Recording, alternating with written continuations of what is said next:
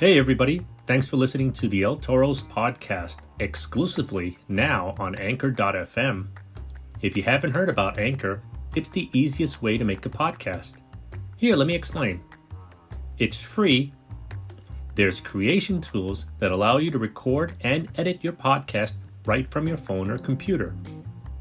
Anchor will distribute your podcast for you so it can be heard on things like Spotify, Apple Podcasts, and many more. You can also make money from your podcast, which is always a plus, with no minimum listenership.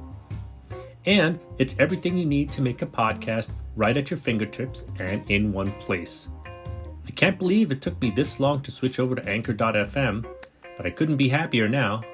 So, get yourself started and download the free Anchor app now, or go to Anchor.fm to get started.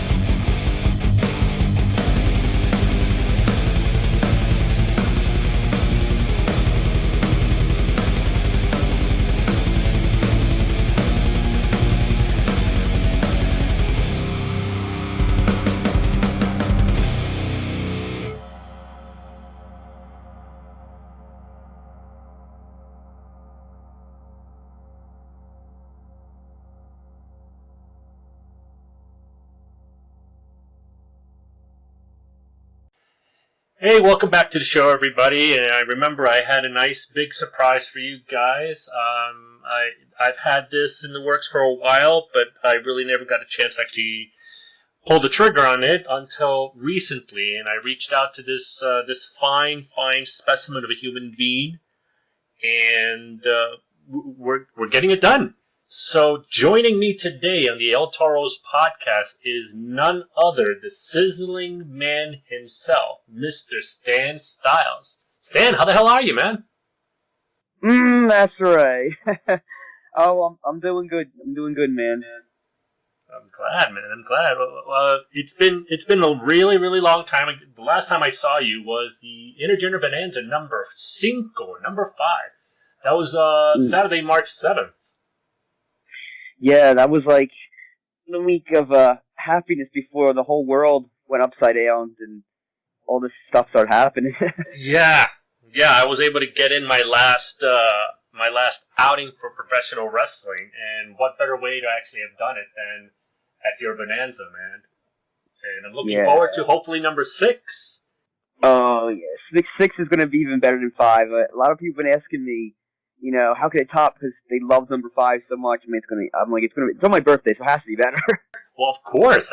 That's where I'm leading at, man. It's going to be the birthday Intergender Bonanza number 6. That's what it should be called, man. The birthday, yeah, whatever people want to call it. I always say we can go by numbers. But yeah, it's going to be a crazy, crazy night of fun and excitement, as they always are. Yeah, I'm looking forward to it, man. I'm gonna try to do my very, very best to head out there. But we'll definitely dive into that in a few. But I wanted to do, like, the first thing I wanted to do is, like, how are you doing? I mean, I know this whole pandemic, and by the way, this is an uncensored show, so feel free to drop any F-bombs if you like. But this whole pandemic thing, just like really was a kick in the ass here, and it has affected a lot of us one way or another. So I want to know, how are you doing? I'm doing well. I'm still keeping in shape, even though I do like to eat. So, but I got the shake weight for I transformed into my sizzling self. Yeah, I mean, we're doing very well. I was doing very, very well for myself. I had so many bookings lined up, especially for WrestleMania weekend. I think I had like 4 or 5 bookings. Can't remember. Just so many bookings, multiple bookings too. And then the coronavirus hit, and I for one was like, this is gonna pass. Like, what is this? And then it got more serious, and I was like, oh my goodness, this is horrible. And it definitely affected a lot of people. But I got to wrestle twice last weekend. And I guess I needed that so much, and it was almost like the whole world needed that because it was so much fun. And man, I just, I miss wrestling so much. I love wrestling so much, and now it's slowly starting to come back, especially around here in the East Coast. And so I'm just, taking one step at a time. I'm doing good though, and but man, I just can't wait for wrestling to come back full force. But there's just so much stuff going on now with wrestling. It's just one thing after the other. I feel that 2020, it's time for the comeback. Maybe the Intergender Bonanza is going to be the comeback. You know what? I actually think so too. I mean, it's like, and you brought up a really good point. There's a lot of stuff going on in professional wrestling right now. If you like, I'm not sure how familiar you are with what my history behind wrestling is, other than where we used to work at Capital Wrestling. But I've been a fan since I've been 5 years old. And watching WWF Superstar Challenge on Saturdays. Oh yeah, that's how I got hooked up there, watching Roddy Piper walk his way to the ring, and beating the ever living out of Adrian Adonis, and that's what really got me hooked there. And then we saw Handsome Harley Race, the King, with Bobby the Brain Heenan cutting a promo. I'm like, holy crap! And I just fell in love right then and there. So this whole thing, So this whole thing hit, and it just really brought me down because there was no more wrestling, live wrestling that you can actually go attend to. Because this was my escape. Wrestling was always been my escape. I get to have comedy. I get to get pissed off at somebody for no apparent reason. I can laugh. I can cry. I can be at the edge of my seat. I can get the ever living scared out of me, and all in just one sitting of a properly structured match. And I haven't been able to do that. But and the last experience I had was at the Intergender Bonanza 5. Oh, because all those emotions you said, that was all in the Bonanza. It was a lot of that's what I really strive for, is emotional connection and a lot of excitement and a lot of anticipation too. Oh, I definitely got a lot of emotional connections with you. I mean, I don't know if you remember this, but the first time you and I had an encounter was 2KW Pro number 3. This was in 2015, I think exactly October 24th, 2015. And you were facing off the debuting Sonia Strong, the Strong Army. And while you were walking on the way to the ring, you had this combination shake weight spritzer. And you were just spritzing the arrogance out of anybody, and you just pointed it in my direction and sprit the crap out of me. And on the same night, when we all got to see your what actually is your true skin color, when Sonia Strong brought down your underpants, and you just conveniently fell right on top of me, knocking me down. which you was awesome. Didn't expect any of that. Yeah, no, that's right. Yeah, that was a while ago, over 5 years ago, probably. Yeah, yeah. She got the better of me that time, and I mean, hey, I always put on a show. You do, and that's what made me like really connect with you because you got me invested, and that's a really hard thing to do. You. So, what's your technique to try to get a person connected these days in professional wrestling? Because you don't see a lot of people making that connection with the fans, and with the audience. It's easy. Pretty much, if it's gonna make me laugh, or we can use the wrestling term pop. If it's gonna make me pop, 9 times out of 10, it's gonna make the fans pop. So I just pretty much say, oh well, it pops to me, so I'll do it, and see what happens. And lately, man, I would definitely say end of 2017 into now, really matured more as a wrestler and as a person, and just really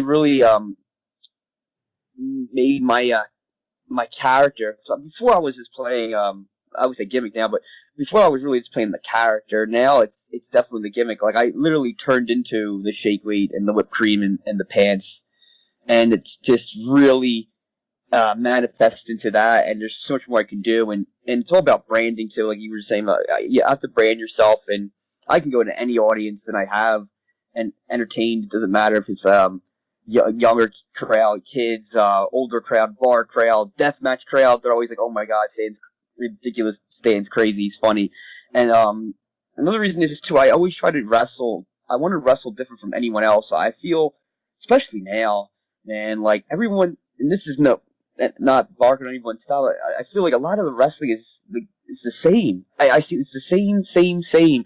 And I go out there and you don't know what I'm going to do. And I'm just completely different. And I have so much fun that way. So if I'm having fun, I know the audience is going to have fun too. Yeah, no, I agree. I mean, like, your style is extremely unique. It's like I haven't seen anybody else do anything what you do. So huge kudos on that because you definitely stand out, and not because of your actions outside of the ring, but also your actions inside of the ring. A lot of your moves are very, very unique. You're still very old school wrestling. You're mat wrestling, and you know how to grapple, which a lot of people don't seem to understand that. And like they actually Google you or YouTube you, they'll be able to see that you're also a grappler. It's not all fun and games. You also know how to fight, which is awesome. Yeah. When I started wrestling, I wanted to be a technical wrestler. I really loved like Owen Hart, Bret Hart, British Bulldog, Team Malenko. I loved Justin Liger, all the things because they were good technical wrestlers, and I wanted to wrestle. Even Matt Hardy, I really wanted to be just a really good technical wrestler, but it just my character just manifested itself so much. And it was like an onion, and I just kept on peeling these layers. And I'm like, oh, well, this is what fans know me for. So, now it's mostly comedy. It's not all comedy. But I'll surprise people and be like, oh, well, Stan is actually do some moves and actual wrestling moves. And I'm like, yeah, like I know a lot of moves, actually. So that brings me to this question. It's like, how many years have you been in actually the wrestling business, and what made you get into professional wrestling? It's been over 10 years now, which is crazy to me. And it just watching it as a kid, like you said, you watch Superstars. I just watched it one night and saw Shawn Michaels the Heartbreak Hotel. I was like, oh man, I want to be like this guy. Like this guy's awesome. I don't know. I just something drew me to it, and then started really, really watching. I had friends who watched it, and I was like, telling my parents, and I'm like, yo, like, and my friends, like, I'm gonna be a pro wrestler when I grow up. Like, I'm gonna be like this, and I'm gonna like it. Literally, that's what made me start to lift weights, get in shape, and like really look at the bodybuilding. Because I wanted to be like, I saw like Shawn Michaels, Lex Luger, Hulk Hogan. I wanted to have muscles like them and be a pro wrestler. You have a lot of and this is like with total respect out there. You remind me a lot of Ravishing Rick Rude. Oh yeah, hell that yeah! Charisma, the body, just the intelligence in the ring. How you just kind of like present yourself. It's just like I'm looking at Ravishing Rick Rude, but a completely newer and more refined version of him. Yeah, if you don't mind me saying.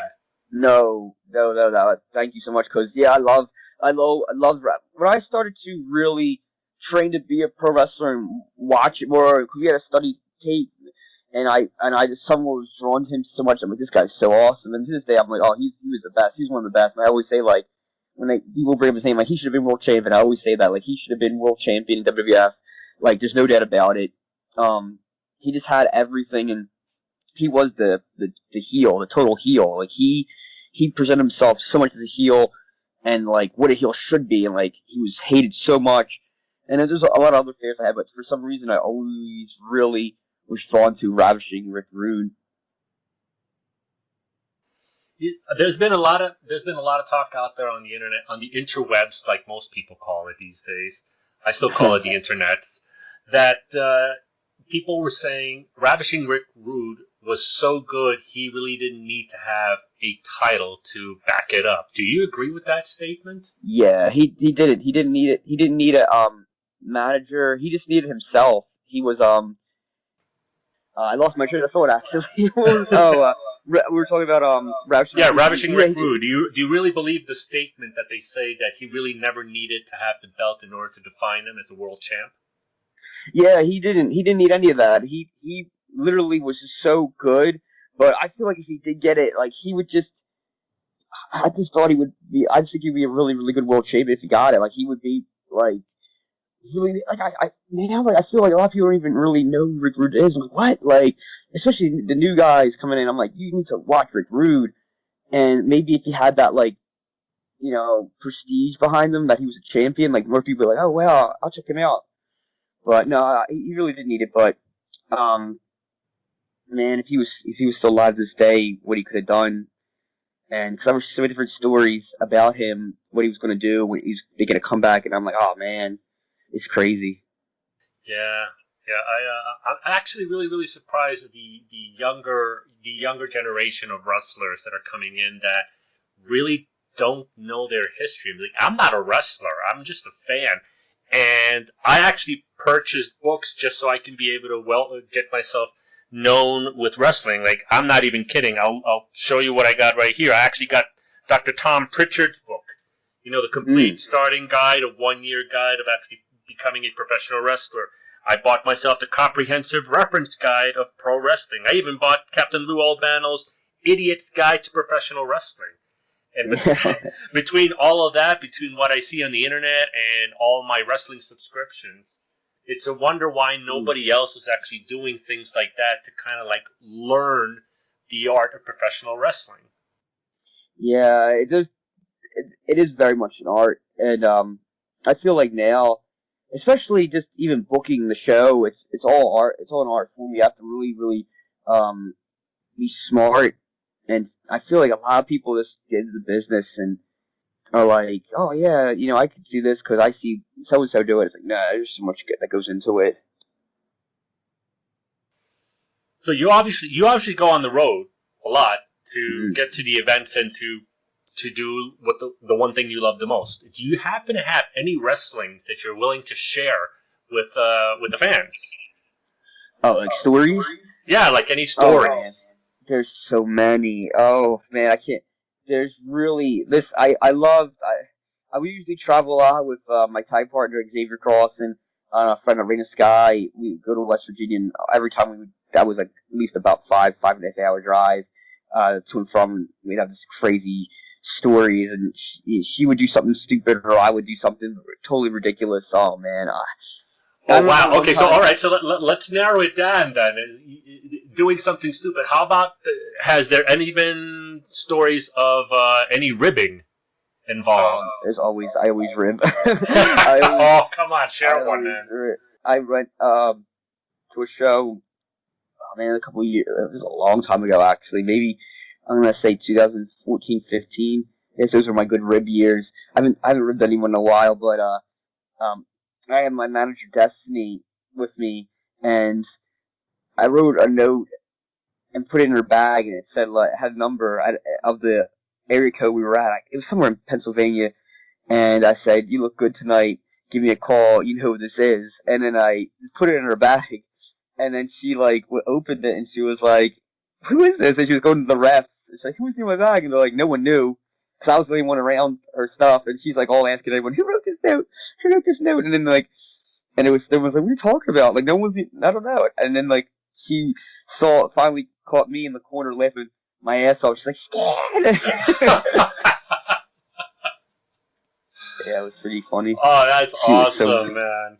And I would always rip her mostly. Like, we would start promos, and I would just, I got my whipped cream, like, shake it, like, in her face, and she was laugh instantly, and then, like, and they're like, oh, we're about to go, and she'd just be still laughing. I'm like, you better stop laughing now, we're about to start. Just do stuff like that. I love that, man. That's freaking awesome. I love this kind of story. Well, here's a very popular topic where a lot of people just go out there and say, you know, they don't understand the risks of being a professional wrestler. It's like, hey, all of this stuff is scripted. All of this stuff is quote unquote fake. But they don't really understand what you guys really go through. Like, what do you say to a person that comes up to you is like saying, "Oh, you're fake. Yeah, this is all fake, and we already know that this is not real." What do you say to somebody like that? Like, how do you educate them? Do you just like tell them to go fuck off? Do you just like say that's right? Like, I just say I keep everything really simple. I say there's only two things that's real in pro wrestling: the money and the miles, and that's it. That's really it. That's it. You know, they're saying this. Okay, well, the money's real and the miles are real. So, yeah, that's really only the two things that are real in pro wrestling. Have you ever had like a extremely serious injury? Whether it was training or a botched move, or somebody didn't take care of you, or something of the sort that you can talk about? Yeah, it was probably back in 2012. It was a long time ago. I separated my shoulder at the end of a match in Beyond Wrestling taping. That sucked. It was mostly like not most. I shouldn't say that word. It was just miscommunication on both our ends, and I just jammed my shoulder into the mat, and I didn't know I was hurt until I got up, and I was like, oh man, my shoulder's all screwed up, and then didn't even know it was separated until like a couple weeks after, because I was like, it still was hurting. Couldn't really do much. I could still have, range of motion, but when I went to get checked, they're like, yeah, you separated your shoulder, full separation. I'm like, what? And they're like, you shouldn't be able to do what you're doing. And I'm like, well, I can, but I'm like, it hurts. Like, well, they were saying it was like bad that I shouldn't be able to like hold like mugs and stuff. I'm like, no, I can still do that. So, but I'm like, maybe I'm just like Wolverine, I have aluminium skeleton or something from all the shake weight. But it just that's what I was about to say. The shake weight probably helped you out. Yeah, I don't know, but it did take a good couple more weeks to fully heal. The scar tissue heal, and I didn't have to get surgery or anything. I'm totally fine now, and I got so many bumps and bruises, but that was mainly my knees here and there, But since this whole quarantine, my knees really feel a lot better than they always did. So I would only say just that I got concussed here and there in a match, just by accident, just botched moves, something like that. That was last year actually, but it was nothing too serious. But yeah, it's a lot of really. I always say this: you have to be pretty messed up to do what we do in the ring. You have to be pretty fucked up in the head. Especially me. Look at me. Like, I come over here with shake weight and whipped cream, and you should definitely be like, what the hell's wrong with this guy? Like, what is this? Yeah, I kind of figured that one out when you landed on top of me with your underwear and your cheeks out. Yeah, I'll do it. Yeah. It's never, when it's something about goofiness and comedy is not much I would not say no to. No. Oh, wow. Well, I don't even know if that was my idea or the promoter's idea or her. I don't really remember whose idea that was. Oh gosh, I shudder to think it was who's the promoter back then? It was Orsini, AJ Orsini. Yeah, it might have. I wouldn't put it past it if it was Orsini's idea. Probably was. Yeah, we'll say it was his probably. It's been a while. I really don't know. So let me get into what I really wanted to get you in here for, and I wanted to talk about the Stan Stylez Intergender Bonanza. And I know this is your baby, obviously. If it wasn't clear enough, folks, that the name Stan Stylez is in the front of Intergender Bonanza, you know it's his little baby. What made you? What prompted you to bring Stan Stylez Intergender Bonanza #1 to fruition, and number 5, 1, 2, 3, 4, 5 right after? Yeah. It even has my face on the title, which is no one ever did that either. So, which is craziness in itself. But pretty much, I always wanted to run my own show. I wanted something different. I've always loved intergender wrestling. I always thought that it was a lot of fun and can tell really good stories, because I feel like stories are missing in pro wrestling, especially on the indies. And I always said if I wrestled a female, it is a quality, because I can tell a really good story with a male or a female. It doesn't matter their gender. And I just wanted to really prove that, like, that, pro wrestling's supposed to be fun.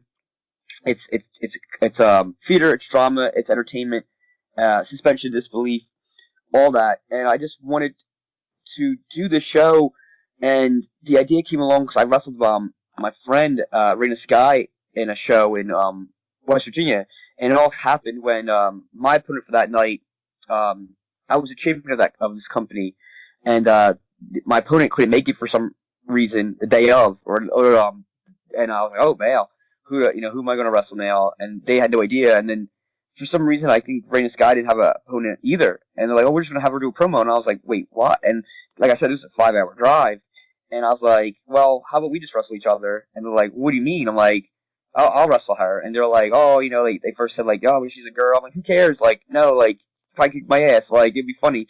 And I was like, let's just do it. And like, I told them the idea how I wanted to set it up, and they liked it, and they pulled the plug, and we did it, and fans loved it. They thought it was so much fun, and it was very, very comical, of course, but as all my matches are. But they said it was awesome. They were like, yo, I want to see Stan wrestle her again, or like we should have more intergender stuff. The fans were saying that there in West Virginia too, of all places. So I was like, wow, that was awesome. You know what? Well, let's that kind of gave me the catalyst to say I want to do my own show, but make it an intergender show, and came up with Intergender Bonanza, Stan Stylez Intergender Bonanza, and then it just, the company owners gave me the okay. I'm like, no, I was going to run it under their name, and I did for the first 2 ones in West Virginia, and then I brought it to New Jersey, because I knew my friend Matt Tremont for so long, probably as long as I've been in, probably close to 11 years now, and he was running his building out, H2O, and I, asked him, and he was telling me, and I just figured intergender wrestling is even hotter in New Jersey, in this area, and it just took off so much more. And I feel that it's the brand's growing more and more each show. It's still a cult following, but I feel like now, especially the world is now, like, it's even more special. Yeah, that's pretty freaking awesome. So that was going to be my next question. Like, how long did you know the bulldozer at Tremont? Yeah. Oh man. How did you meet him? Did you meet him through like CZW or something, or Beyond Wrestling? No, he was not even in CZW at this time. He was in I met him at Beyond Wrestling. I think that's when I also met David Cross, and Beyond Wrestling used to do studio tapings, because they were very much no fans, just wrestlers around the ring, and they did it for networking, and it was all online, and they were doing studio tapings, and I believe it was Allentown, PA, which is about an hour from me, and they came up, and that's when I met them, and Matt told me, dude, because we did a couple of them together, and he's like, dude, the reason I come here is to watch your matches. Like, this is maybe a month, a couple, the Bulldozer of all people told me this, because I was just so out there ridiculous. Again, even back then, like, those wrestlers, they bring the Beyond Wrestling, they were really, really good, and I would just pretty much kill them with character. Like, no one could match my character. And since that, like, there's not many wrestlers that can really match character with me and take it, like, to the next level. I always am taking, even now, I'm always taking it to the next level. And they're like, oh my goodness, like, it keeps evolving. I'm like, yep. Yeah, that's definitely something about you that I've seen throughout the years, ever since 2KW all the way now to the Intergender Bonanza, when I've been able to see you live. You've evolved. Mm-hmm. And you've evolved better than a lot of people that I know, which is awesome. Because there's me, I'm not going to bullshit. It's there's so many people who are doing things that other people are already doing, and you brought up a really good point earlier that you're trying to stay innovative, and you've done one hell of a great job of it. You're definitely not anything I've seen anywhere else, other than seeing you on a video. Yeah, I always stand out as much as possible, and there's always I always have ideas, especially this quarantine. I came up with so many different ideas for myself, and probably even more ideas for other talent on my roster, on my show. Just booking ideas, show ideas, match ideas. I wrote it all down in a book, and every time I'm always trying to think of something new, or I'll just be working out. It's always when I'm like, or just a moment of time where if I sit there and start thinking, it's harder. But like, if I'm just like in the Zen mode, I'll like just come up with ideas. I'm like, holy crap, and I'll just shooting them out, and I'll be like, all right, writing this down. This is awesome. So now you posted something up on the Stan Stylez Intergender Bonanza Facebook page, which I encourage everybody to go check out. It's facebook.com/Intergender Bonanza. That's Intergender Bonanza, all one word. About a no bullshit policy. Can you tell us a little bit more about it for those people who actually don't have Facebook at home? Yes, pretty much from day one. I always would say before all this craziness and all the sexual harassment, all the pedophilia, all the accusations, everything that's going on now, even happened. I always would tell my roster that there's no bullshit at the Bonanza. Like, there's no drama. You know, everyone's tight knit. We're all a family of brothers and sisters here. Everyone's treated with respect. Like, you know, this show is about equality. Like, I have male, female, trans, black, African, Asian, all different kinds of races on my show. Like, it's all just about having fun and a good time. And a lot of people said, you know, they have the most fans and wrestlers all told me that my show's the funnest show. I have the most fun at your show. I always I come in with a smile on my face. I leave with a smile on my face. I'm excited. I love hearing this. And promoters listen to this right now. This is what you want your roster to be, because they'll respect you more. They'll respect you and they'll want to really go all out for you, because so many wrestlers come up to me and they say, if they even see me on shows and they know my show's maybe coming in a week, like, I'm so excited for your show. Your show, so many people, new and veteran wrestlers go, I'm the most excited for your show. I'm the most excited for your show. Like, and I'm like, man, like, I'm like, why? Like, because your show is the best show. Your show is I can have so much fun. I'm not limited to anything. I can literally be myself, and I can literally entertain like no one else can. Like that, and I'm like, I feel so happy hearing that. And even fans say, like, I'm so excited for your show. And I always say that now in pro wrestling, even when you watch, you know, AEW, Raw, SmackDown, are you really excited for these shows? Like, where's that anticipation? Like you were saying, your kid used to love watching it. Like, there's no anticipation. Where's that anticipation? I feel that it's missing, and I try to have the Bonanza to be the most anticipated show, and I keep them very, very special. And now they're even more special with what's going on, because I really don't. You know, I always say, you know, if there's any kind of problem, there's no bullshit. You can get banned, so you're not coming back. And I feel too that we're all in the business of professional wrestling, and we now all these happenings, all over social media. It's really showing us that a real good chunk of professional wrestlers weren't professional at all. They're pieces of shit. So it's just it's definitely a cleansing of the business, and I honestly say it needed it. It really did. And women have a voice. Women always had a voice, and I feel like sometimes women they get pushed aside. Like, no, they're not getting pushed aside now. Yeah, I mean it's sad, but it's a good thing that's actually happening now, because now things are going to get taken care of. Things are going to get done. Actions are going to be taken against the people who have done these things, these ferocious things. Yeah. And it's something that we've needed. Does it suck that it's people that we never really expected it to be? Absolutely, but better finding out now than something happening or worse later. Of course, yeah. And I even told a lot of friends this, that it's times that good people started to get over in pro wrestling, because I feel like it's almost like these top stars were pieces of shit, and pieces of shits were the one getting over. It's like, that's the opposite. The good people need to start being looked at more and getting better opportunities. Not them. They should just go, never be seen again. Yeah, I agree. Totally agree, man. And thank you on behalf of the fans. Thank you for instilling that kind of policy, not tolerating that kind of shit, and for being the type of wrestler that we really want to see and interact with, man. I really appreciate it from the bottom of my heart, and I know from a lot of the fans, your loyal fans will agree with me on that too. Oh, thank you. Yeah, I do have some very good loyal fans, and I feel that now, even with my show, the Bonanza Land, they're increasing, because a lot of people are really coming to the shows now. Each show, people are bringing more fans in, which is awesome. And they're like, you gotta see this show. This is and just people come to see the show because it's my show. They'll be like, oh, he's running a show. Oh, I want to come to see what he has to do. He's in store for this. It's great.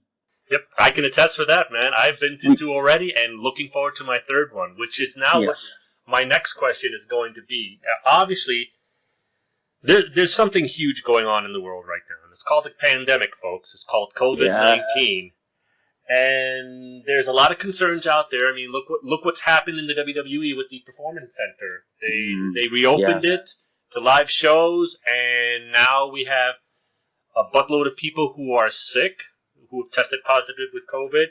Renee Young tested positive, which in turn, Jon Moxley tested positive for COVID. Now they're both quarantining themselves. So, and now apparently, the WWE is taking action on making sure that they protect everyone wearing face masks. So with all of that being said, what is Stan Stylez and Intergender Bonanza number 6 doing to provide a little bit of sense of, okay, you can come to the Intergender Bonanza because we have this, we have that, and you guys are going to be safe? Like I said earlier, Matt Tremont, he's done some shows now. He's actually doing more shows at H2O. And, of course, we're going to have to social distance. And you know what? I mean, it's still, almost 2 months away. So I feel like in our particular area of the country, it's doing pretty well. We're going to go green soon. Numbers are going to be up. So the answer to this is we're going to still require the face mask, of course. You have to. We're still going to have to social distance. I capped my around the ring. It's usually around 60 or more people can fit. I capped it at 50, and I already have 50 reserved. So fit. No, and then we've not even announced the match because people were just ecstatic about it. There's going to be sanitation stations all over, hand sanitizers. Just pretty much, just be clean. Don't be stupid. Probably not going to be. Again, this is hard to kind of say because by then, things can be different. Yeah. Mm-hmm. But I want to make sure everyone was safe, and I want to make sure my roster is safe. And Matt has good guidelines and everything for that too. And I always trust Matt. I always trust Matt Tremont. So everything's going to be just run just fine, and everyone's safety is definitely a priority, 100%. And I really do feel though that face masks, even after all my show in August, they're going to be required for a while. So I feel like now we see that now. I'm no doctor, but when the face masks aren't required, there's cases that's going up. So I was like, well, maybe we still need these face masks. Kind of must be the norm for a long time until there is a vaccine out there or this passes. Because they said now it might even happen in the again, there's so many different scenarios that could happen. But I always stay positive. Always, you can't live in fear. You always have to be a positive person. This is I was saying this to my roommate, Thai partner Xavier Cross, that what if 2-3 years happen and we're in a show about to wrestle and we're like, oh yeah, remember that COVID stuff 3 years ago? Yeah, that was this cured it. And they just found out it was only that. It might happen. You never know. I figured that's what you guys were going to be doing, but I wanted to be able to put it out there for everybody to hear that we are taking precautions, and we are concerned about everybody's safety. And come on, guys, just like Stan said, don't be stupid. You're sick, stay home. Yeah, please. yeah. Like it's not worth your safety and the safety of everybody else, man. It's not rocket science. You're sick, stay fucking home. Yeah. I even might cap the attendance to 100 people, because it should be at 100 people inside venues by that time. And I would just cap it like that, just for more safety, so it's not a huge group of people either. Usually my draws are losing around 100 or a little more, so I might just cap this at 100 and make it more exclusive. Like, hey, you want to come to the party? You want to be invited to the party? You got to reserve those seats. And like I said, the front row's already reserved up, so still reserve the GA seats.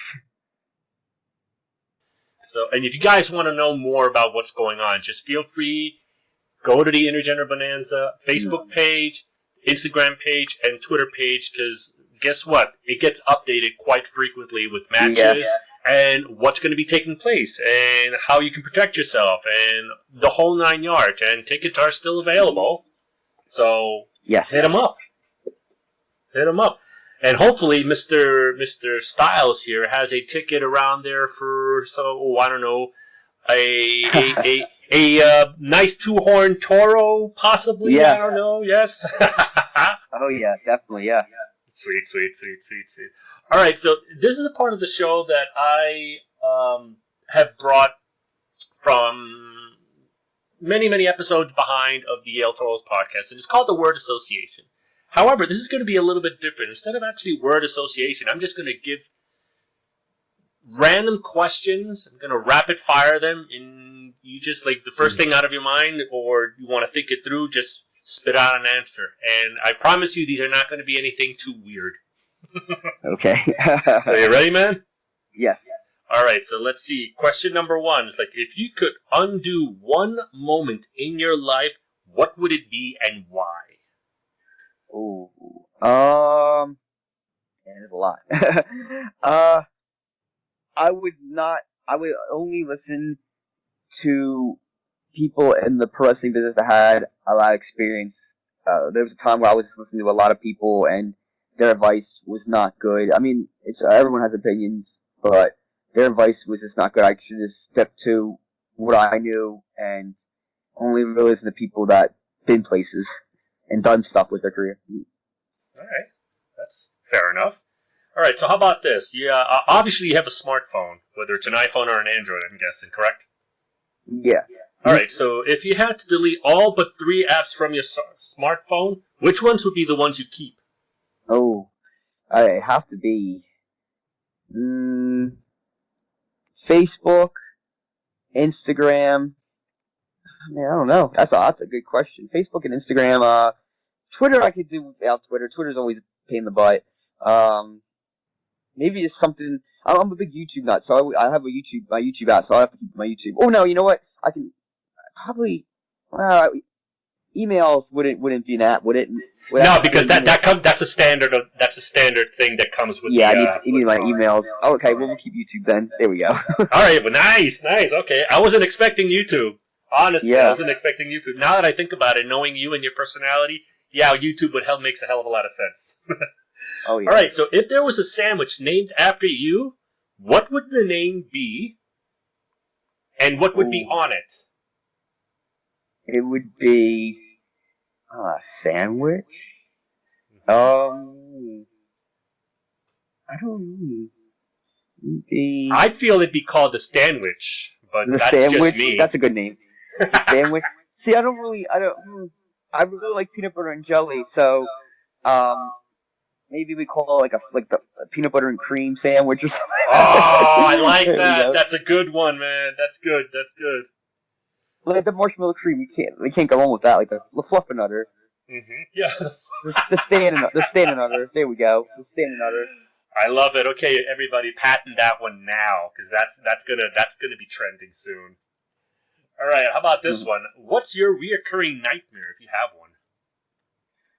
Oh man, I always have this feeling that I'm going to do my pants, rip them all off, whether it's 3, 4, or X amount of pants, and I'm not going to have trunks on. I'm like, or and I know it's never going to happen, but I just have this dream like that's just like, oh man, Oh gosh, That's not good. that'd be no bueno. I already saw half of you. I don't want to see the other It would half, never, bro. it would never happen because it's like I always, that, but like it's in the dreams and nightmare. Like, oh god, Mm. Oh boy. Oh, this is a good one. If you could instantly become one, what would you want to be an expert in? oh man, marketing.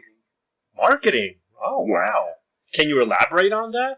Like what? Because just you're pretty good at marketing the Stan Stylez Intergender Bonanza and the Shake uh, Weight, man. So I would just if I would go back in time and go to high school, I would just take business and marketing, just even to even learn even more. There's a lot of stuff I know, there's a lot of stuff I don't know. gotcha. Okay, cool. Alrighty. Here's two more for you. So, what's the worst job you've ever had? Oh, Blockbuster Video, hands down. Oh wow, Blockbuster Yeah, Video. Dang, that brings me back. it was horrible. For those of you wondering what the hell is Blockbuster Video, think of Netflix in a store, but with cassette tapes. All right, hold on. Let me rewind that a little bit further. You know those movies you watch right now in digital format? We used to have them in little things called VHS tapes or Betamax tapes. And we were just getting around to DVDs and laser discs, which is the bigger version of a DVD and a Blu-ray. So that's how far back I go. Yeah, And it was yeah, crazy, terrible. Like, and they even said, this is gonna all. They always said this Blockbuster was always going to be around. It would never change, and then Netflix just wiped it out. I will say this though: the only thing really Blockbuster was good for was video games. If you were a video game fan, but now we have the GameStop and all that stuff. But video games was a really good go-to for Blockbuster. yeah. For me, Really when Blockbuster was around and they were doing pretty good, and then GameFly came out. Yep. GameFly is the Netflix version of video games. They had Nintendo DS, Nintendo Game Boy Advances, all this fun stuff. The second that came out along with Netflix, I think that's what brought Blockbuster down to its knees. Yeah, big time. It just wiped it out. And I remember Netflix wanted to be a part of. They came with the Blockbuster with the idea, and Blockbuster was like, "That'll never work. That's terrible." And then look what happened. Yep. Yeah, I think I remember reading that story too. Yeah. So here's the last question for you, my friend. So, all right, what will people look back at us 50 years from now and be shocked and appalled by? Oh man, probably everything. Like, what's wrong with this guy? What is he doing? What is this shake weight? Like, a lot of young kids don't know what that is, and they're like, "What is this?" And I'm like, "It's the weight that gives me muscles." And they're like, "Oh, that's pretty cool." And then they want to like shake it, like, "Oh, and like this is funny." And they're like, "Yeah," but they probably look back at me and be like, "Man, like this guy had." Who knows how wrestling is back? They could be all very different, but and they can be like, "Well, like maybe he was ahead of his time. He was really creative." That'll be awesome. But who really knows? Probably a goofball. I think here's my take on it, and I might be biased because you're my friend, but I also see it. I call it as I see it. So they're going to see somebody who was very innovative, who took something and ran with it when nobody else thought it would work, and he made it work for himself and became a professional at Yeah, it. that's you said it better than me. It's like that show Chopped on Food Network, where you open up the basket and they give you ingredients and they tell you to make something. Well, my basket was a shake weight, whipped cream, and tearaway pants. It's like, all right, we'll make a dish, and I made a dish, and I made the dish work, and it's like, oh, this is a delicious dish. I think Stone Cold Steve Austin actually said it's like, I'm gonna take this chicken shit and turn it into chicken salad. Yeah, that's exactly what you did, bro. Yeah, I did. Yeah, 100%. Okay, we're gonna get into something a little bit real here, and I'm not one for kind of like share my emotions out like this. So, but you have been, and I'm trying not to be a little bitch about this. But I want to say from the bottom of my heart, bro, I want to thank you for your friendship because you've gotten me more exposed into the professional wrestling side of the back end, and you've been really, really cool with me. You've educated me. You've entertained me, and when I once needed the most having a friend, you've been there, and I want to say thank you. I want to say thank you for everything that you do for the business. I want to say thank you for everything that you do for the fans and for the business of professional wrestling. And I want to say thanks, man. Anytime, dude. I'm always here. If anyone ever wants to talk to me, and I'm one of the good guys. I feel like a lot of wrestlers are saying, people are saying, man, are all wrestlers like this? Is it like, are they all just horrible human beings? Like, no, we're not. There's only a small percentage of us that are. And, I've been in this wrestling business for, man, a little over a decade, and it's crazy. But like I said earlier, it's time for it to change and be cleansed, and time for good people, good human beings to be exposed and get over and show, hey, that professional wrestling is amazing. It's not a bunch of people that are just horrible human beings. It's always going to be my baby. The Intergender Bonanza is always going to be my baby. It's my love, it's my passion, and I always want to entertain, put smiles on people's faces. I'm very, very much a Leo. I'm born in August because my birthday is August 22nd. I'm very much a Leo. That's what I'm told.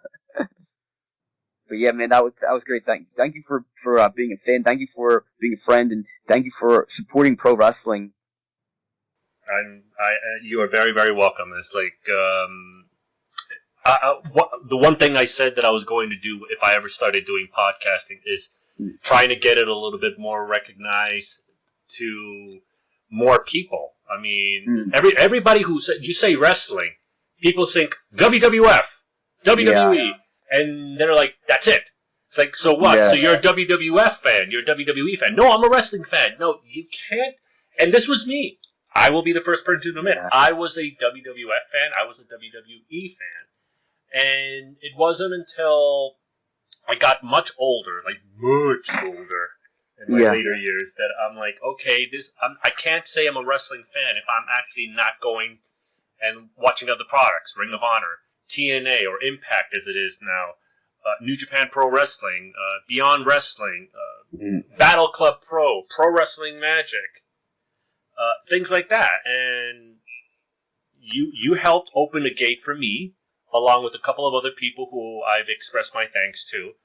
And I said, if I'm ever going to do a podcast or blog, that's the one thing I'm going to do, is I'm going to try to get it recognized to every single person who will listen. Yeah, exactly. You said there's so many different outlets of pro wrestling out there. Like, it's not just the mainstream. There's a lot of different avenues you can really watch and really, really get that emotional connection from. So, how can people get a hold of you? This is the opportunity now to actually plug in, put in your plugs, your social media, bro. At the Sizzling one on Twitter, Sizzling Stan Stylez on Facebook, and Instagram. I believe it's Sizzling_Stan_Stylez. IG Bonanza on Twitter, the Stan Stylez Intergender Bonanza on Facebook, and Intergender Bonanza on Instagram. So yeah, you can search on Google. You can just put Stan Stylez in Google. All that will come up too. I'm very easy to find. And if booking email, sizzlingstan@gmail.com. I'm social media as a pro wrestler and a promoter. It's like a second job, so I'm pretty much always on social media. It's pretty easy to get a hold of. All right, you guys heard it here. And if they ever want to order any merch from you, they can easily slide into your DMs, I guess is what the term that the young kids are doing these days. Slide into DM. Yes. I have trading cards now. For sale. I can mail them to you. Also, ProWrestlingTees.com/StanStylez for all my t-shirts. And yeah, Intergender Bonanza DVDs on a Smart Mark Video. Is type in Stan Stylez Intergender Bonanza, or is my name. And I believe I have 3, 4, and now 5 are up for DVD and digital download too off SmartMarkVideo.com. Alrighty, man. Once again, I want to say thank you very much for being a part of the podcast today, man. This has truly been an honor to have a friend on and somebody with the caliber of a professional wrestler that you are, man. So I truly appreciate it. Thank you. Yeah, well, anytime, man. All right, so guys, you heard Mr. Sizzling Stan Stylez. You guys have heard everything that there is to know about him and then some. And always stay tuned for the Intergender Bonanza matches that are coming up for number 6. And you can try to be there. That's going to be the man's birthday as well. So it's good. I know I'm going to be there. It's going to be one hell of a fucking ride. I can personally guarantee it. And give us one more "That's right" before we go home. That's right. Alrighty, everybody. This is El Toro signing off, and be safe.